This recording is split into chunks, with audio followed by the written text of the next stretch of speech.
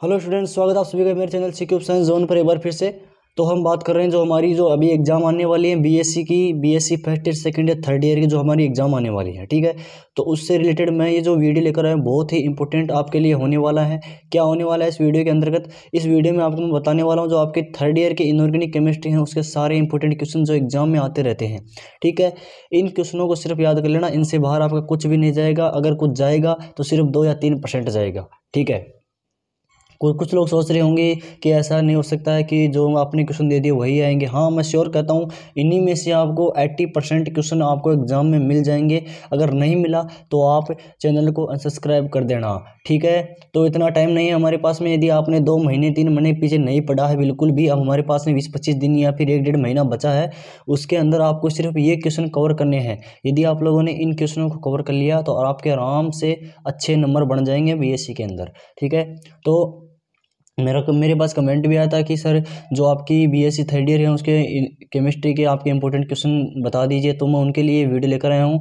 तो ध्यान से देखना, जो भी इंपॉर्टेंट क्वेश्चन होने वाले हैं इनऑर्गेनिक केमिस्ट्री के, बाकी ऑर्गेनिक और फिजिकल केमिस्ट्री के मैं अगले क्लासेज में लेकर के आ जाऊँगा, ठीक है। तो फिलहाल जो आपके इनऑर्गेनिक केमिस्ट्री उसके इंपॉर्टेंट क्वेश्चन कौन से होने वाले हैं वो ध्यान से देखना, इनको अच्छे से याद कर लेना, टाइम बहुत कम है, ठीक है।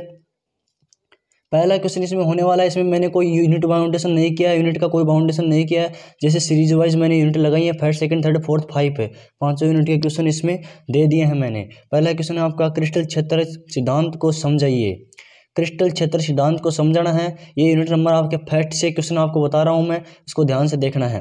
क्रिस्टल क्षेत्र सिद्धांत को समझाइए, इस सिद्धांत को रट लेना, ये एग्जाम में आता है, ठीक है। और इस बार भी शायद आपको मिल जाएगा, बारी बारी से एग्जाम में पूछा गया है ये क्वेश्चन। संयुक्ता बंध सिद्धांत की सीमा की विवेचना कीजिए।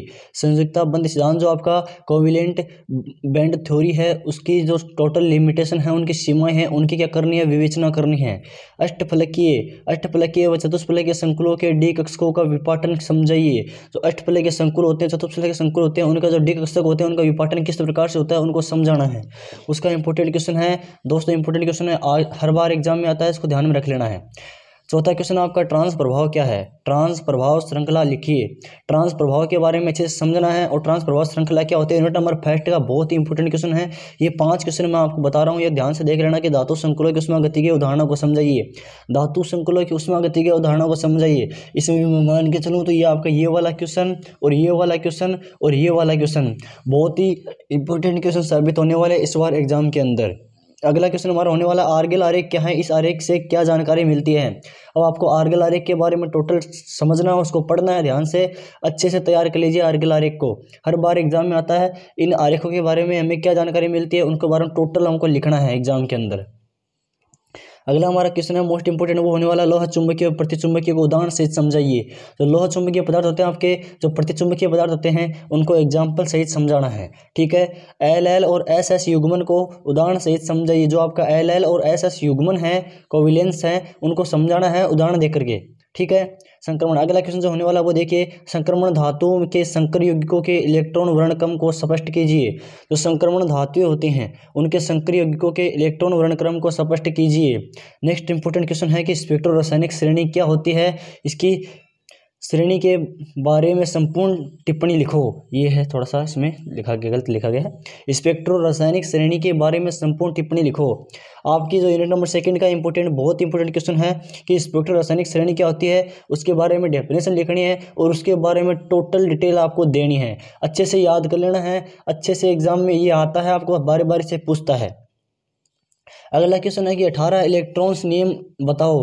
18 इलेक्ट्रॉन्स लॉ क्या है उसके बारे में टोटल बताना है, वह कार्बोनिल के कोई 2 उदाहरण देकर स्पष्ट करो। जो आपका 18 इलेक्ट्रॉन नियम है इसको आपको उदाहरण देकर के समझाना है। इस प्रकार से एग्जाम में ये क्वेश्चन पूछा जाता है कि कोई एग्जाम्पल दे करके किसी नियम को समझाने से रिलेटेड आपका क्वेश्चन आता है एग्जाम में। अगला क्वेश्चन आपका है जिगलर नाटा उत्प्रेरक को कैसे प्राप्त किया जाता है। जो जिगलर नाटा उत्प्रेरक आपका वो कैसे प्राप्त किया जाता है उसके बारे में टोटल जानकारी आपको अच्छे से याद कर लेनी है। एल्यूमिनियम के एल्किल व एरिल यौगिक का संक्षिप्त में वर्णन कीजिए। अब जो एल्यूमिनियम होते हैं उनके एल्किल और एरिल यौगिकों का संक्षिप्त में वर्णन कीजिए, इनके बारे में आपको अच्छे से पढ़ लेना है। अगला क्वेश्चन होने वाला आपका डीडी संक्रमण का वर्णन नियम लिखिए। अब डीडी संक्रमण का संबंधित वर्णन नियम क्या होता है उसके बारे में अच्छे से देख लीजिए। जो मैंने ये आपको 14 क्वेश्चन बताए हैं, इनमें से आपको टोटल क्वेश्चन आपको मिल जाएंगे। 80% क्वेश्चन आपको एग्जाम के अंदर मिलने वाले हैं, क्योंकि बहुत ही इंपॉर्टेंट क्वेश्चन साबित होने वाले हैं आपके एग्जाम 2023 के लिए, बीएससी थर्ड ईयर के लिए। अगला हमारा क्वेश्चन होने वाला है वो देखिए, एक नाभिकीय धातु कार्बोनिल क्या है? निकिल CO4 की संरचना को समझाइए। नाभिकीय धातु कार्बोनिल क्या है? ये यूनिट नंबर 3 है, इसका क्वेश्चन है। ठीक है, यूनिट नंबर 4 के क्वेश्चन है कि नाभिकीय धातु कार्बोनिल क्या है, इसके उदाहरण देकर इस संरचना को समझाना है। ठीक है, इसका नेक्स्ट इंपॉर्टेंट क्वेश्चन होने वाला वो होने वाला कि मेटालोपोरफायरिन्स से आप क्या समझते हैं। थोड़ा डिफिकल्ट नेम है, लेकिन इसको सर्च कर लेना। आपको जिससे भी आप पढ़ाई कर रहे हैं सॉल्व पेपर से, किसी भी सीरीज से, उसमें आपको ये क्वेश्चंस मिल जाएंगे, उनमें से आपको अच्छे से इनको कवर कर लेना है। अगला क्वेश्चन होने वाला है इंपॉर्टेंट, हीमोग्लोबिन और वह मायोग्लोबिन की संरचना को समझाइए। अब हीमोग्लोबिन क्या होता है और मायोग्लोबिन क्या होती है, इसकी डेफिनेशन को समझाना है, इसकी संरचना के बारे में टोटल बताना है। अगला क्वेश्चन होने वाला है क्लोरोफिल की संरचना को समझाइए।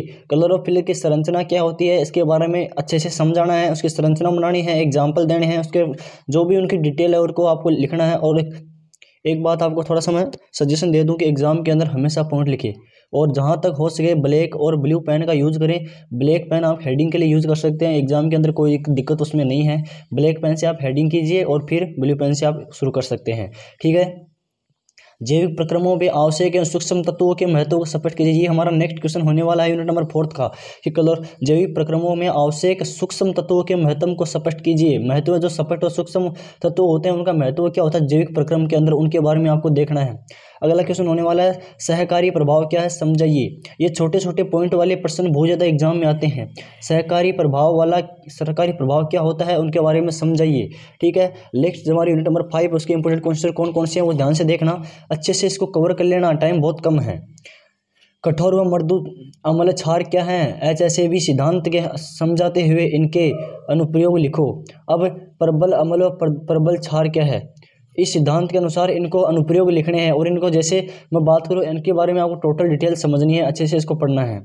अगला हमारा क्वेश्चन हो रहा है एक टिप्पणी बेस है। टिप्पणी बेस जो भी इंपॉर्टेंट क्वेश्चन है उनको आप अच्छे से याद कर लेना, क्योंकि एग्जाम में बहुत ज़्यादा पूछे जाते हैं कि निम्न पर टिप्पणी लिखिए, निम्न के बारे में समझाइए, निम्न को एग्जाम्पल देकर समझाइए कि निम्न पर टिप्पणी लिखो। फॉस्फोजिन और सिलिकॉन, ये मैंने 2 इंपॉर्टेंट चुने हैं, इनमें से आपको एग्जाम में मिलता है, ये फिर दोनों ही आ जाएंगे। अगला हमारा इंपॉर्टेंट क्वेश्चन बोले प्रबल अम्ल व दुर्बल अम्ल को पहचानो। इसमें मैंने प्रबल अम्ल वाले में से ये यहाँ से आपको प्रबल अम्ल, ये इसमें आपको प्रबल अम्ल और प्रबल दुर्बल अम्ल से रिलेटेड देगा, या फिर प्रबल क्षार व दुर्बल क्षार से पहचानो से रिलेटेड आपको एग्जाम में क्वेश्चन मिलेगा। इन दोनों में से कोई भी एक आ सकता है, इस प्रकार से आपको दे दिया जाएगा, उनमें से आपको अलग अलग पहचानना है और लिखना है। अगला क्वेश्चन है हमारा नेक्स्ट है आपका सहजीविता क्या है, इसके बारे में जो छोटे छोटे पॉइंट है मैं बारी बारी से आपको बता रहा हूँ, जो छोटे छोटे पॉइंट है इनको अच्छे से कवर कर लेना।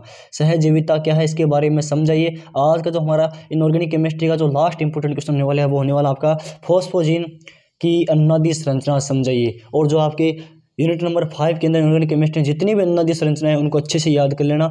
एग्जाम में 1 या 2 अनुनादी संरचनाएं आपको अवश्य मिलेंगी, और उनमें से आपको पक्का मिलेंगी, इंपॉर्टेंट है, एग्जाम में अनुनादी संरचनाएं पूछी जाती है। ठीक है, तो आई होप सभी लोग अच्छे से देख लिया होगा। अब इन क्वेश्चनों को तैयारी में लग जाइए। अगर आपने पहले तैयारी नहीं की तो कोई दिक्कत नहीं है, 20-25 दिन हमारे पास हैं, 1-1.5 महीना, जितना भी आपके पास आपकी यूनिवर्सिटी का कोडिंग है उतने टाइम में आप इतने क्वेश्चनों को कवर कर लीजिए, आपके 80% अब आ जाएंगे। तो thanks for watching this video कैसा लगा कमेंट जरूर करना, चैनल को सब्सक्राइब नहीं किया सब्सक्राइब कर लीजिए। आई होप वीडियो अच्छा लगा होगा। Thanks for watching this video.